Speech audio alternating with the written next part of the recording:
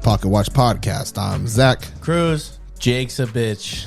Damn, you copping out, motherfucker. Nah. Happy 4th of July. Yes, Jacob's doing with what most people should be doing this weekend and enjoying time with your family and partying and stuff like that. But for us, you know, we're workaholic, no days off. We fucking sacrifice. We're just idiots. I can vouch for that kind of. No. Hey, Pocket Watch Podcast, thanks for listening. Thanks for tuning in for another week. Keep liking, keep following, keep subscribing, keep fucking with us. Thank you very much. If you're listening on the blog, if you want to hear it a little earlier, we drop on Mondays. Check us out on Instagram, Facebook, LinkedIn. Even though LinkedIn just gives us a bunch of programmers that want to promote our podcast. Yeah. Zero fans. Everybody that communicates with us, like 90%, they just want fucking money from us. That's life, bro. Everything's transactional, bro. You De Niro leech sucking scums. Oh, no, so good. They're all Indian too. I don't understand. Well, why. that's because like that's why they run their promotions like that. They're like SEO people, so that's so. Yeah. All right, another week. Let's get into it. Happy 4th of July weekend, guys. We're actually dropping on 4th of July. Yeah. So actually, if you guys don't know, we're recording right now, July 3rd, currently at 8:10 p.m. So this is definitely probably going to be dropping late Monday, because it takes a little bit of time to actually upload to YouTube, especially with a 60 gigabyte plus. You know what I thought about? I was driving home and I saw like the fireworks stand and stuff like that, and I was like, damn. This guy has nothing to do with what's going on in the country right now, but he's probably suffering on a lot of people. Like, I'm not going to celebrate 4th of July. You know what I mean? Like, I think I might disagree with that. Like, I might think you should celebrate it outside of the things that are going on. You know what I mean? But I do understand those that are not celebrating it because of this stuff going on.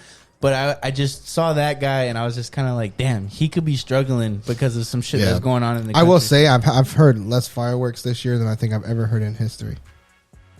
I mean, this is my first year in this neighborhood, so like it's a little different for me, but I wanted to go buy a bunch of mortars and shit, but I was too busy to go. My neighborhood don't do no fireworks. I feel like we didn't have nothing last year. I would have blasted that shit. Well, also everybody might be scared because your homeboy neighbor just burnt his house down. Yeah, if you think you're having a bad day, we drove by a house. A house in my neighborhood.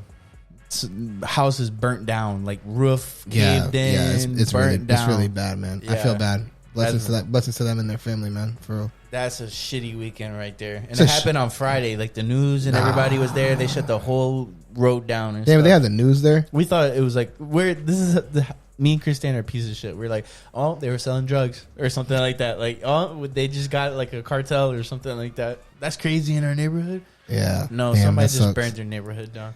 Burned their house down. Damn. Sorry to hear. Yeah, but seriously though, prayers to their family, prayers to them. Hopefully everything works out good with their insurance, and hopefully the stress of that's alleviated as much as possible, because I can't imagine. It's crazy, man. It's crazy. If you think you're having a bad day, you're not. There's somebody going through it worse. Yeah, I was just complaining like a couple weeks ago that my fucking AC was out. Yeah. And I had to go live in a hotel for a couple of days while they were fixing my AC.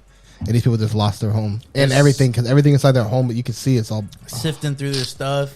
Because if they weren't there, that means they didn't have a chance to grab everything important. That means it was like... And I pray to God they had no animals. That's devastating too. Yeah. Anyways, from the sad news, we're gonna move forward from that. All right, what you got for us today, Cruz, for topic? I don't really even got like a hot topic. I just got the general topic because this has touched me recently this week. I feel like so I'm just gonna say the statement. Don't wish for things to be better. Don't wish for things to get better. Be better. Yeah. Right. And that's kind of like, here. You want to let's turn the music down a little bit. Let's do that. Don't wish for things to get better. Be better. Point made. Period. I don't know who came up with that statement. I know the guy. Remember when Mateo kind of had us go over to his house? Everybody thought Michelle was pregnant, and we watched that video of that older guy. Oh yeah. That professor guy. Yeah. He says that, right? Like that's. So message us, DM us if you want to figure out what that video is. I'll find out by that time. I was trying to figure out before we started recording, but I couldn't. But like his general like idea is around that. Stop wishing for things to get better. Just be better. And it was mainly about getting yourself better. But boy, is that like a great statement. Is that a powerful thing to think about and try to understand?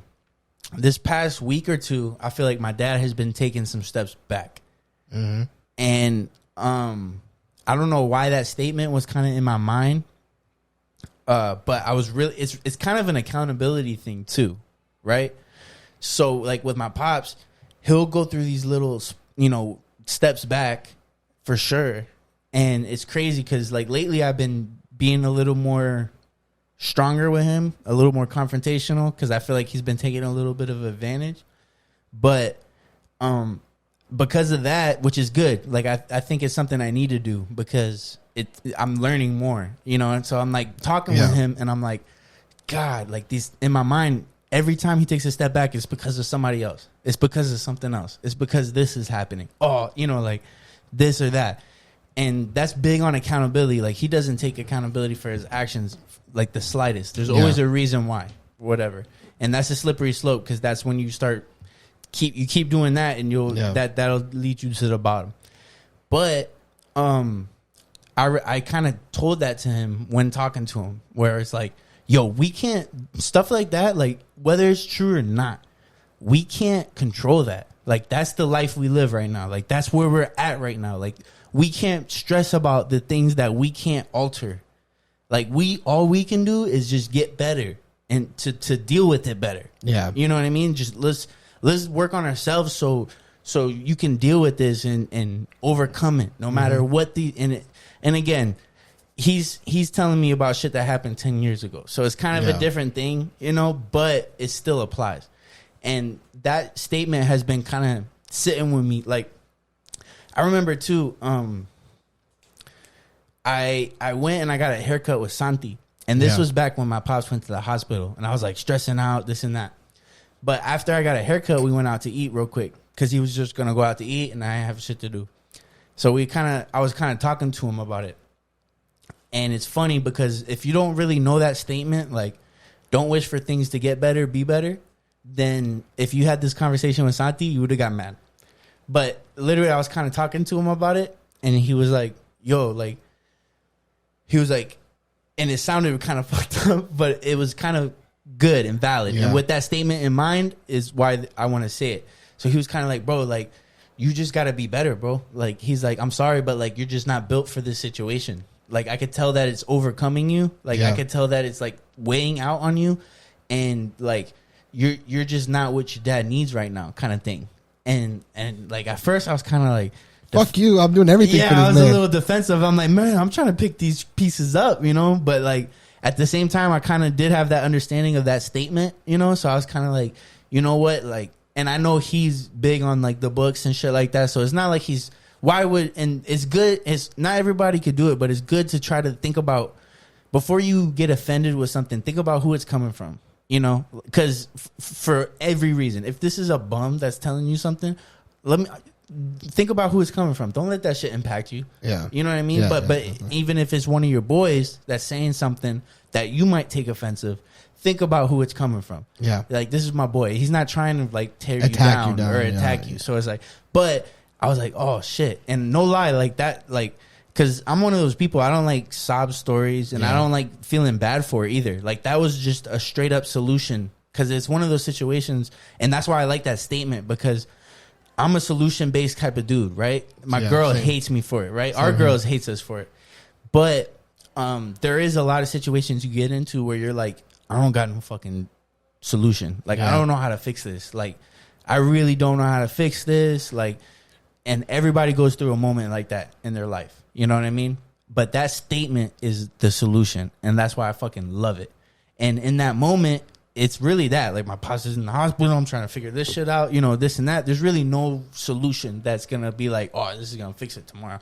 Yeah. But Santi kind of saying like, yo, you're just not built for this. Like, you got to just be better. Like, you got to handle this better. You got to, talk to him more. You got to not let that shit build up on you. So you project that on him, which might make this situation even worse and stuff like that. Just certain things. And I was just like, damn, okay. And I even told Christine, and she was just like, what? Who the fuck you think he is? You know what I mean? And I was just like, no, you got to understand. And that's why having this conversation. I've had this conversation with Christian. That's why I kind of wanted to talk about it out loud on the podcast. But it's a real thing, and I think it's valid. I think it's a great thing to think about, even on the smaller scales. Like when you think about like work or something like that. You know what I mean? Like I've been having these little things in my mind, and it could build frustration and stuff. But it's like if like you just be better than the things around you, sometimes that helps the situation too for yourself. So you're living by your own standard or something like that. Like if it's a work thing, you know, and it will help you in your, you know, future paths and stuff like that or whatever. And then eventually, you know, some things you can't just be better, but being better might mean moving, might mean doing something different. You know what I mean? Like, cool, I can't handle this situation. I'm gonna be better. I'm gonna exit myself out of this situation. I'm gonna remove myself, and this is how I'm gonna be better, you know, or whatever. And that's more on the smaller scale. But I think it's a powerful thing. I think that's a good statement. That's definitely huge. And also sometimes just being aware that like you're in a situation that you're not able to resolve, or being aware that there needs to be another solution, or being aware of the problem at hand.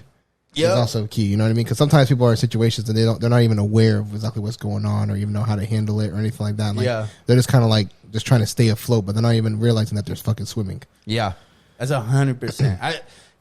There was like a night this week. My dad was going through some shit, and Christine came home, and I was at school, and she was kind of like knew something shit was going on, but she didn't tell me because she knew I was taking the test or whatever. And she was just like, I'm not going to try to stress him out while he's in school or whatever. But meanwhile, my dad's texting me, and I know something's going on. You know what I mean? So then I'm like, cool. So I finish my shit. I go home. And then like I had to have a talk with him or whatever. But then Christine was telling me kind of like, I didn't want to tell you because I didn't want to stress you out. Like I know I feel like I tell you this shit like every other day. So like, you know, it wasn't the time and stuff. And I was like, that's fine. That's perfect. I was like, but now because we had this conversation, because I had this conversation with him, you tell me everything. Don't worry about what I'm going through. Yeah. I'm not going to break. Like this ain't going to be too much for me. Like it's fine. Because of that statement, and because of kind of like realizing that the past month for me, because it's like, you know what? Don't wish for things to get better, be better, because there's somebody out there that wants to do what you're doing and would kill somebody to be in your situation, right? Like would love to be in your situation, making money like you, and you know, with the you know, growth and stuff that you have and potential and the options that you have and stuff with your problems. Oh, those are your problems? Cool. With like, put me in that situation right now, please. You know what I mean? Yeah. So when you think of it that way, it's like, all right. So that means like, I could be sitting here killing myself mentally over these problems that I'm having, or I could be grateful for it, get better, and deal with it better to where I can handle this thing. And you know what? You know what the cool thing about that is it's even more gratifying doing the things you want to do when you go through more, right? Yeah. So when you get better and you handle it and you still do the things you want to do, it feels that much better versus like an easy path or something like that, you know? So like, that's just something to think about, you know, like for even any issues you're going through, you know, there's somebody out there that's working harder than you, that has worse going on for them and struggling more, and wish they could have your situation. You know what I mean? Like, and it's like that along with like, I saw this other post where it's like, something about kind of stop stressing about the future because you're right in the middle of what you've always wanted to do.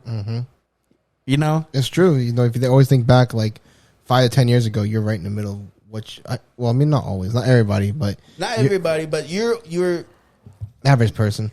A lot of people might not realize that they are. Yeah, and if you aren't, then you need to look in the mirror and figure out why you're not in that position. Yeah, for sure, and that's a different conversation. Yeah, but I do think like a lot of people, if they think back 5-10 years ago, it's like, yeah, I would be proud of myself. You know what I mean? Like, there's a lot of people like that. But what's fucked up is like a lot of those people, which is why that statement is great, is a lot of people that are doing good and are in the middle of what they plan to be are stressing over shit. Like me and you are a great. Man, I stress over so much shit. Stressing over future shit, which everything's relative. I don't really ever stress over past, like for me, but like I stress so heavily on future. It's absolutely insane. Yeah. But so think on that. Take that. That's a little anecdote and whatnot on Don't wish for things to get better, be better. I know it does. Not everything applies, right? Like, I know there's just shitty situations but that's why I love that statement. Yeah. It does apply, right? Like, and I think even if you're like in a really horrible situation financially, or like you just lost your job or your house just burned down, when there's so many different other factors in life that are coming at you, you can still be better. You can be better mentally. You can be better, like in a sense of like trying to, even though you're in a worse situation, be better. Just trying to find a chance to relax, find a chance to take a breath, be better in any way that you can, because and there's multiple aspects of your life that you have to worry about. You know, there's mental, there's spiritual, there's financial, there's physical. There's so many different aspects in your life. And just because a couple of them are falling down doesn't mean you can't be better in other positions. You know what I mean? Yeah. Even if that means that, okay, you know what, during this time, I'm going to take this time to make myself better mentally and physically. You know what I mean? Taking a step back to be able to breathe. You can still be better in some way, shape, or form. Or just another reason to, right? Because everybody knows, like, even when you're going through stuff in life, it's like waves sometimes for some people. It's not just always a constant thing, but like it's waves. So it's like, here's another reason just to be better, make yourself better mentally, like in all paths, you know, like in all the pillars and stuff, because shit is going to hit the fan eventually. And it's like, how do you want to be able to take that on or whatever? Absolutely. I agree with that. And what was the other thing you wanted so to I got another one. The power of who you know, right? And we've kind of talked a little bit on this before. Yeah. And I feel like I even mentioned that little Princeton thing or whatever, but like, no, I don't think you mentioned the Harvard thing. No, so the power of who you know, and that's like networking, right? Like we have talked about a lot of shit networking, and, definitely. And the power, most people know, like the power of who you know. Oh, this person got the job; they weren't even qualified, but they got it because of who they know, stuff like that. But one little interesting story on that, my econ professor, old ass dude. But a lot of wisdom, right? So like not the best at teaching maybe, but like got the sickest stories or whatever. Yeah, exactly. And one of the stories he was kind of telling that kind of hit, and I was like, damn, that is interesting. And it made me think about my kid when they get smarter. If they're like a genius, like what am I going to do with the kid because of what he said? And he was like, you know, he was kind of talking about Harvard and Princeton, those Ivy League schools and stuff like that. And then he was talking about our program. And he was like, you know, you guys pay $30,000-$40,000 for this program, and then you know, Harvard or Princeton, they pay like $200,000 or more for their program. And he's like, what's funny is like you guys read the same book, you know what I mean? And then so it's not like you're getting a better education, right? And the point he was getting at was like, why would somebody spend that much money? You know, versus when there are options and you get the same education, you know what I mean, for this amount. And it's because of who you get to know, you know? So that's what he was talking about. So he's just kind of like, you get the same education, but the difference is you're doing homework and you're learning and you're studying and you're doing, you know, you're having bar nights and like you're getting friends with people that are going to be future senators, future governors, you know, like those Ivy League schools are just reserved for people like that. And rightfully so, those schools are looking for people like that to keep their status up, right? Like the more governors, senators, fucking, and that's the words I'm using, but like there's other like prestigious positions out there, CEOs, right, of big companies, though, you know what I mean? So like, there's people that get into those schools, like George Bush Jr., one of our presidents. He had a low GPA, but got into Harvard or Princeton because his dad was the head of the CIA. You know what I mean? So it's like, but it's like, you're going to be somebody. Yeah. And that's the value we offer. So you're going to go to school with people that are also going to be somebody, this, and that. And he kind of mentioned, he's like, they do offer other things, like they not offer, but it's almost more of a cost. But you can't work and go to Harvard or Princeton. Like their curriculum is set up where it takes you 40 hours a week to get it done. So like you can't work and do that. So like that's an added cost where like another thing could be like you were kind of add on to what you were just saying. They could have like more extensive homework projects and stuff like that. That's probably what definitely helps with that too. It gets you more good like school motivated. So I'm sure they put you through it more. So like maybe it solidifies on average they get more of a better education, you know. But again, you're reading the same book, you're doing the same kind of things, but people are literally paying 500% overpriced for the people they know, the people that my kids get into. Frats and sororities are the same thing, right? It's like everybody could go to UCF or these other schools, Tallahassee, you know, Florida State or whatever, but I'll pay more for my kid to get into a frat or a sorority because it's going to guarantee them good networking and know good people for when they get out. And that made me think, because like if my kid is some type of genius, if not, then I don't even have to worry about it. But if they are, it's like, damn, babe, like would we take out like a fucking mortgage, a couple mortgages to put our kid into the school? But they're a genius, so we're gonna give them a chance to mingle with future senators and future big position, And is that gonna change the trajectory of our family? Yeah, you know what I mean. Like that is something to think about, and it was interesting, because a lot of people do waste money on that shit, right? Yeah. But at the same time, like you could argue George Bush was no more talented than us, but because of getting in there, maybe more because of his family, but because of getting in there, knowing people and this and that, you could be the president of the United States. No, it's true 100%. I actually saw believe it or not, the funniest part about it was that it was actually a comedian that was talking about this, but it actually kind of made me like think about it. And it was saying he was making jokes about like the Asian community and how like they want you to like how like they want a lot of their kids to be like doctors and stuff like that, like how they're really serious about it.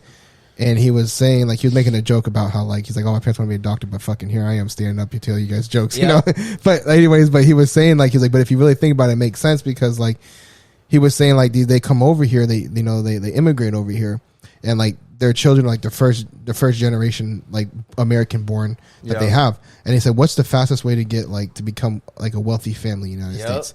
And he said, so if one of their kids, if their firstborn becomes a doctor, then instantly they're already in the top 1% of the United States almost, you know what I mean? And so he was saying Indians do it too. Yeah, Indians do it too. Yep, exactly. And he was saying like the whole point of them pushing so hard for that stuff is because they want their family to be able to be like the elite, you know what I mean? Yep. And they're saying that that's one of the fastest ways. And they said that the father will work 80, 90, 100 hours a week if possible, you know what I mean? Just to be able to make sure that the kid can actually be able to afford the schools and all this and that because he knows that it's an investment for his family's lineage. That's also like, and it's true too, like, right? Like if I have a kid and he has a bunch of Asian and Indian friends, I'm gonna be so hyped. I'm gonna be like, yes, like you're like, but that goes to like work ethic and career path, which is super important. But then even within that, who becomes even more important. It's like amplified, It's like times a million. And it's like if you got a kid that is just skilled at this and that, it's like you put him in that. Think about have you seen the movie about Facebook? I forgot what the movie was called, but it was like Zuckerberg and how the Facebook came alive. But I know you're talking about. So, I haven't seen them. If you see that, even it's like, wow, look at that! Like you literally could have went to Harvard, which is where they were, Harvard. And if you took the same class as them, you were literally in the same class as Mark Zuckerberg, couple of his friends that became CEOs and stuff like that with him, millions of dollars just off stock value. And then the people that he stole, quote unquote, stole the idea from, the brothers, the something brothers, I forgot who they are, but they did all this other stuff. Like made all these other things.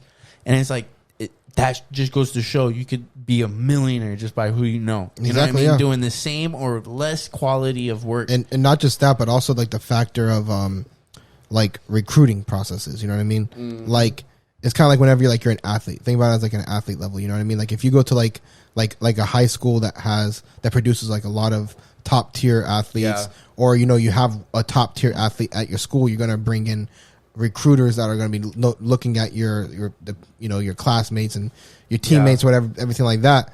So it kind of gives you better shots, just because like the guy next to you at Harvard could be bringing somebody in, and that lets you be able to meet them and be able to get in with them. You know what I mean? And I feel like we're talking strictly like business perspective, but it applies to a lot. It applies even more outside. Like it applies so much to business, but even more so, I can't imagine music industry. Right? Don't matter how following you got, don't matter how dope your music is, it's all about who you know. It doesn't matter.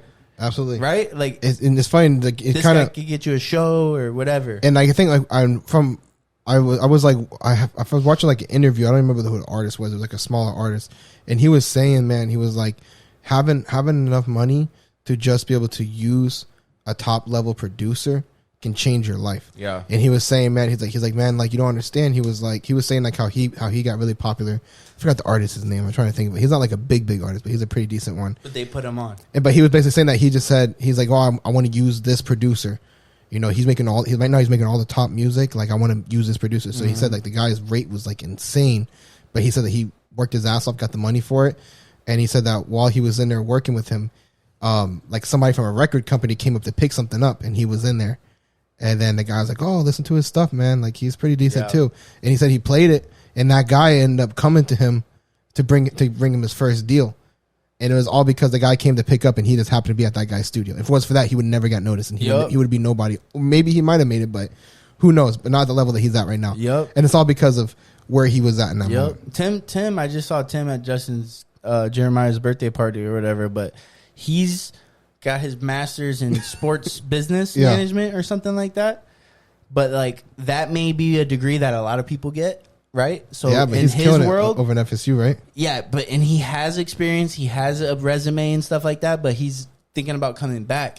But he was even talking about how who you know matters more in his industry, because maybe so many people have that degree, and or you're in a field where that degree may not matter. Like, it maybe matters more if you're LeBron James' best friend than it does that you're all qualified in merit. You know what I mean? Like, oh, I'm LeBron James' best friend. Oh, okay, you're going to be the director of this bowl or whatever. You know what I mean? Like, cool. You know what I mean? You know people that I want to please. So, you know what I mean? I'm going to give you that position. So even in that industry, it's a different story, right? Like, maybe social media, like, there's people with communications degrees, but that doesn't mean shit, right? Like, when you're talking about social media producers or whatever, like, I'd rather hire the Trench family than some kid that just graduated with their communications degree, right? Yeah, exactly. So it's like, it is one of those things about who you know matters, you know?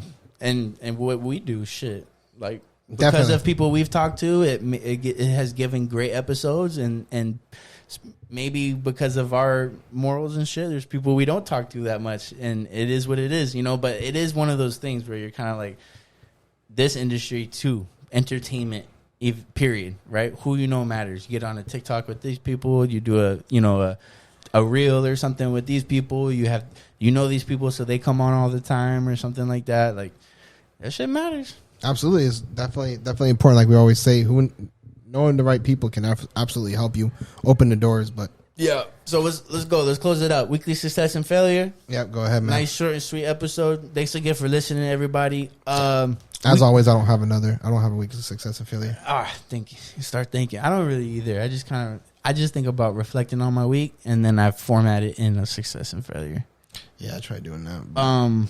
Failure for me, I will say, I want to say maybe the whole don't wish for things to get better, be better. Mm-hmm. The transition of that beginning of the week, maybe these past couple weeks. Yeah. The transitioning of that is kind of a failure, not already being in that state. I don't classify it as a success because I haven't been living it long enough. Yeah. But maybe just being in that situation where I felt like... Or being aware of it. Yeah, right? Just like, this is a lot. And just having that thought and not being better and just dealing with it automatically or having that thought, that'll be my failure. My success would be... shit. That will be my success. Following through, bro, because man, I've taken on some shit, this and that. Things go south. That's what happens in life. And just doing really good in all facets. Like, and also I'll take it as a success of like, I hear a lot at work, you know, like people go through stuff.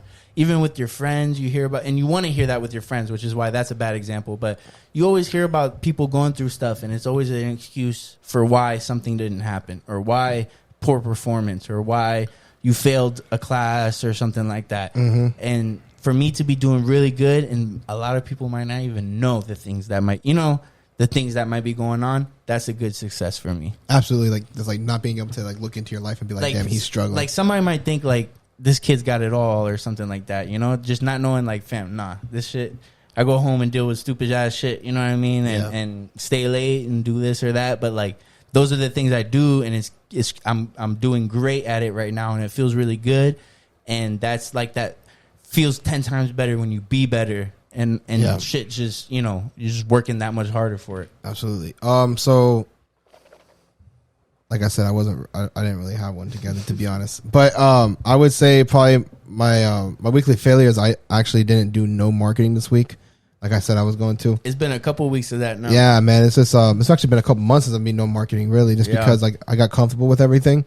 But man, it's slowing down out there, man. It's definitely slowing down. People aren't purchasing like they were. There's still real estate. Yeah, there's still purchases that are being done. I've noticed that a lot more purchases that are being done are by companies and by outside investors. And it's getting pretty scary to see how many of our properties in this area are being purchased from other companies.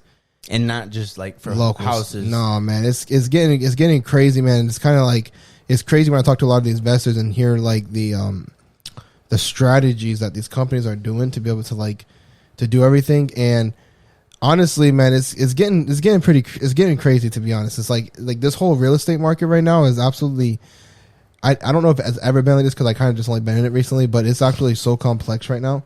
Like just the whole market and the whole of like financial market, like the actual assets of it all. It's really, really crazy. And I feel like right now companies are just trying to dump a bunch of money into it to prevent them from losing more money. That could be a thing for sure. And it's like all these, Florida would be a good market they would go to. Yeah, and everybody right now is just buying everything. And like if like I'm doing a lot of the sales, you know, I'm selling to people, and on the documents, you know, like whenever somebody sells, we have a warranty deed that they have to sign here. And on the deed, man, it's always something LLC, something LLC, something incorporated, something incorporated. Yeah. And it's like a bunch of companies they're just buying all these houses, man. And I'm just talking to people that are selling. I'm like, oh, you know, like I see it's a business behind it. Did you talk to anybody? No, man, they just did it all through online over the phone. And they just called me and they offered me a crazy price for my property, and they're covering a lot of the closing costs and all these different things. And it's like, damn, bro, it's crazy to see like these people are coming in here overpaying. And it could be a strategy for a lot of companies to fight inflation. Yeah, but those that don't like. It's crazy, but did you like we spoke kind of briefly on the whole Zillow thing that happened, but like, you know, Zillow was going in and they were buying a bunch of houses in a neighborhood, right?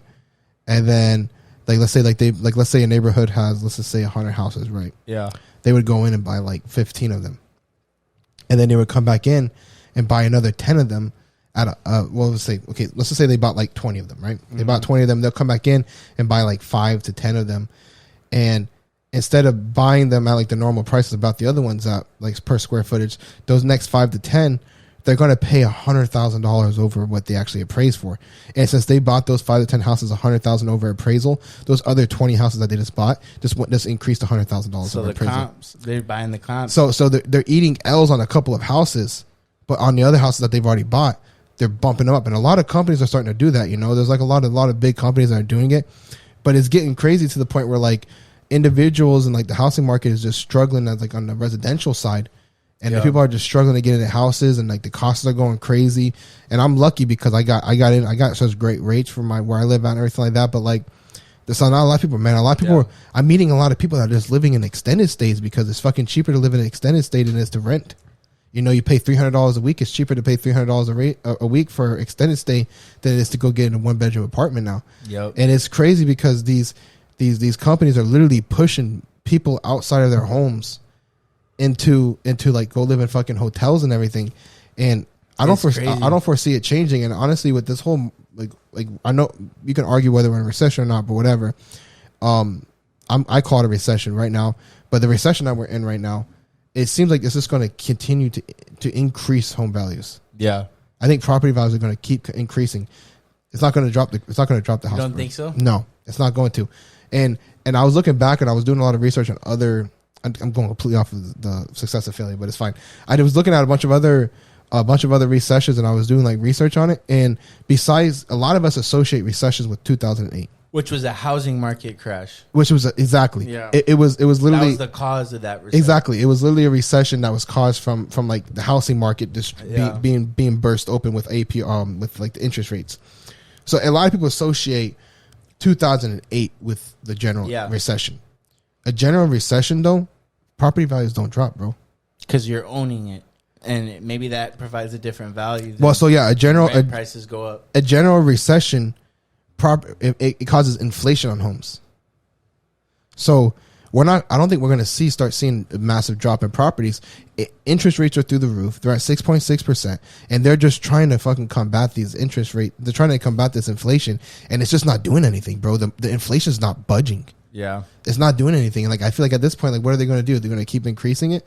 Like I feel like they're almost at the ceiling right now. They can't really increase it much more without breaking the market. And it's just crazy, man. But I work in this industry. You know what I mean? They could probably go in there 1 or 2%, and it'll be stabilize heavy though. Yeah, it'll 8%, bro. Yeah, that's heavy, bro. Yep. I got credit cards for less than 8% right now. You know what I mean? That's tough, bro. It's definitely a weird market that we're in, and I'm smack dab in it because like my business is directly affected by this market, and it's definitely getting. I can definitely feel it right now. Like I was telling you, I've lost consistently probably close to half of my business, so I'm like really having to hustle for my money right now. You know what I mean? Whereas before it was just like I just laid back and I picked and chose. It was like, nah, I don't want to drive 20. I don't want to drive 20 minutes over there, bro. I'm good. I'll deny that. But now it's to the point where it's like 35-minute drive.